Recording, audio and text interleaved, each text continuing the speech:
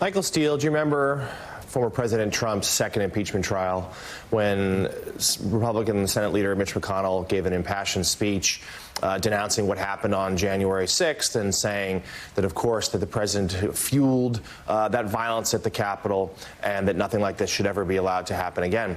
Since then, he's done everything in his power to walk the other way and walk away from those remarks. And here, blocking a bipartisan commission to investigate truly what happened there.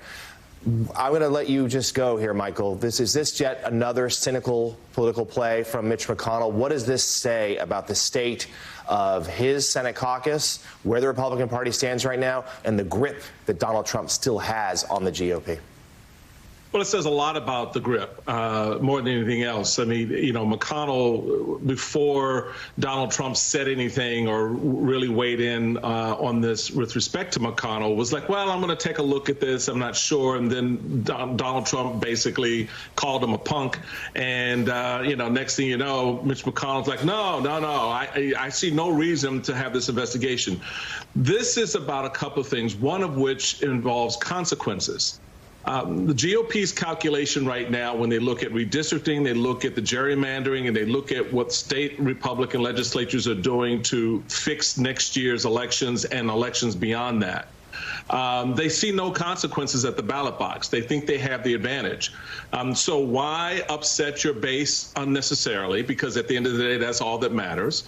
And why upset Donald Trump unnecessarily, because at the end of the day, at the end of that day, that's certainly all that matters.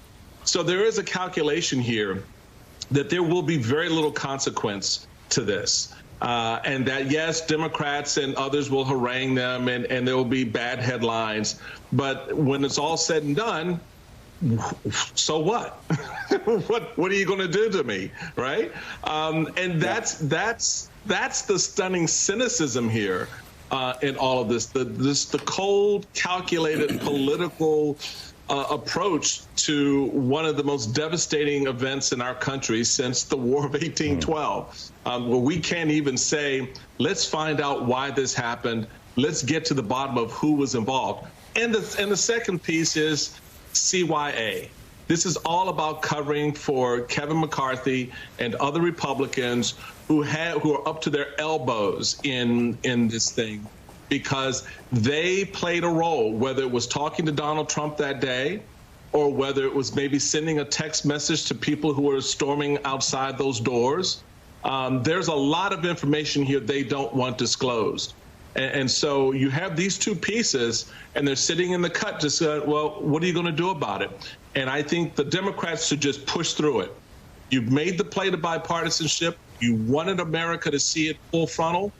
And the Republicans have said basically to the country, screw you. And so now I think the Democrats say, all right, let's give this to the committees and let's go ahead and do the investigation. Coming up.